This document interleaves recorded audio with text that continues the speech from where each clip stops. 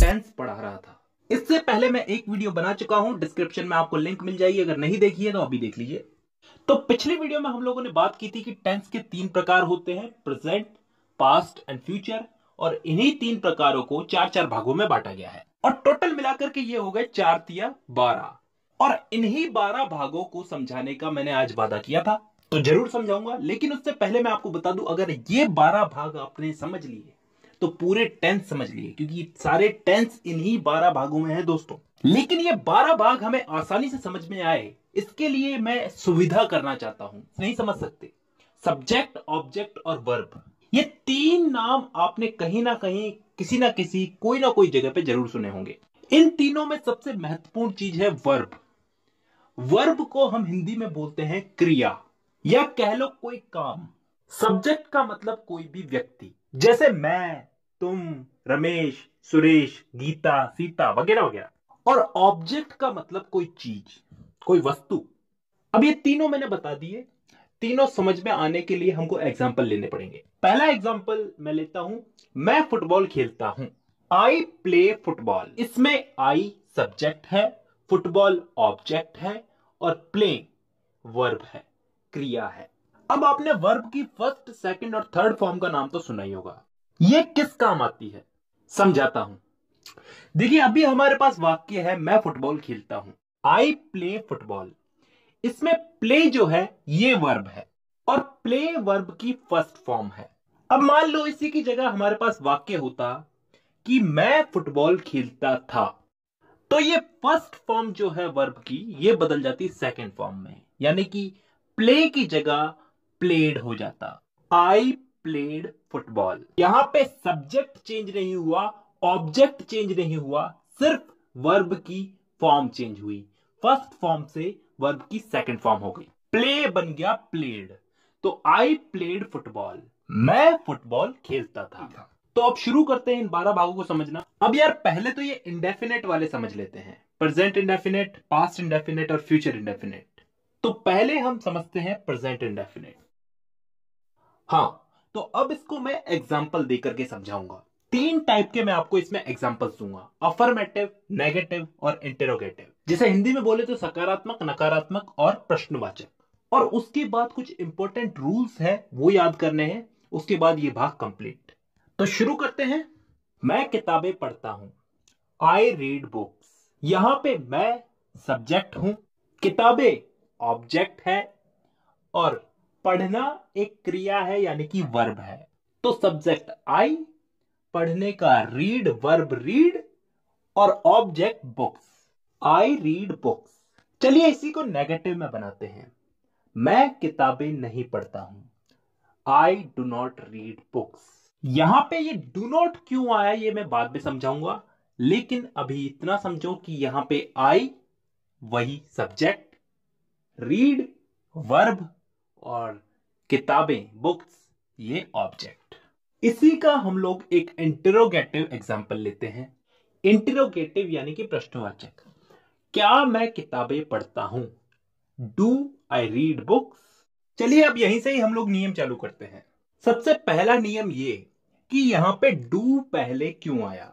तो दोस्तों, कोई भी वाक्य अगर क्या, कब, कहां, कैसे, क्यों इन शब्दों से चालू होता है तो सब्जेक्ट के पहले, मतलब यहां पे सब्जेक्ट आई है यानी कि मैं हूं, तो इस आई के पहले डू या फिर डज का प्रयोग किया जाएगा। लेकिन यहां पे डू का प्रयोग ही क्यों किया गया, डज का प्रयोग भी किया जा सकता था। तो मैं आपको बता दूं, डज का प्रयोग सिंगुलर सब्जेक्ट के आगे किया जाता है, यानी कि एक वचन। यहीं पे इसी से ही हमारा दूसरा नियम भी निकलता है। मैंने आपको बताया था यहां पे डू नॉट क्यों आया, ये मैं आपको बाद में बताऊंगा। तो अब बताता हूं। देखिए यहां पे अगर आई की जगह कोई सिंगुलर नाउन होता, ही, शी, इट वगैरह, तो यहां पे डज नॉट का प्रयोग होता। और क्योंकि आई एक प्लूरल नाउन है तो इसके साथ डू नॉट का प्रयोग होगा। अब इस आई रीड बुक्स वाले सिंपल सेंटेंस को क्यों छोड़े, इसके साथ भी एक छोटा सा नियम है। इसमें अगर सिंगुलर नाउन हो, ही, शी, इट वगैरह, तो वर्ब की फर्स्ट फॉर्म के साथ एस या ईएस जुड़ता है। जैसे he goes to college, he reads book. अब इन तीनों के नियम याद हो गए। अब लास्ट दो रूल्स याद करने रह गए इसमें। सिंपल सिंपल से ही है, समझ में आ जाएंगे। देखिए, कभी भी कोई वाक्य हु, WHO, हु से प्रारंभ होता है तो उसके साथ कभी भी डू और डज का प्रयोग नहीं होता। उदाहरण के लिए, who goes to college, college कौन जाता है। एक और उदाहरण लेते हैं, हु मेक्स अ नॉइज, शोर कौन मचाता है। तो यहां पे हमने डू और डज का प्रयोग नहीं किया।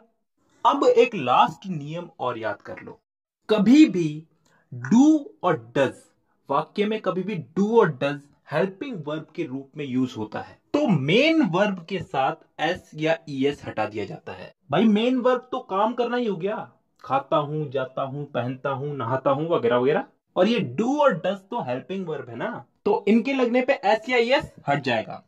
अब चलते हैं हम पास्ट इंडेफिनेट पे। इस वाले भाग में भी हम लोग वही तीन टाइप के वाक्य लेंगे, सकारात्मक, नकारात्मक और प्रश्नवाच्य, और उसके बाद इसमें भी कुछ इंपॉर्टेंट रूल्स, और फिर ये भाग भी कंप्लीट।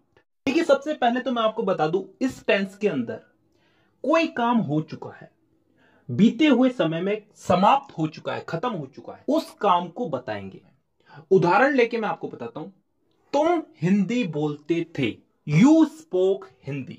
यहां पे सब्जेक्ट है यू यानी कि तुम, ऑब्जेक्ट है हिंदी, और स्पीक को हमने स्पोक में बदल दिया। स्पीक यहां पे वर्ब है ना, बोलना, तो वर्ब को फर्स्ट फॉर्म से सेकंड फॉर्म में बदल दिया, स्पीक बन गया स्पोक।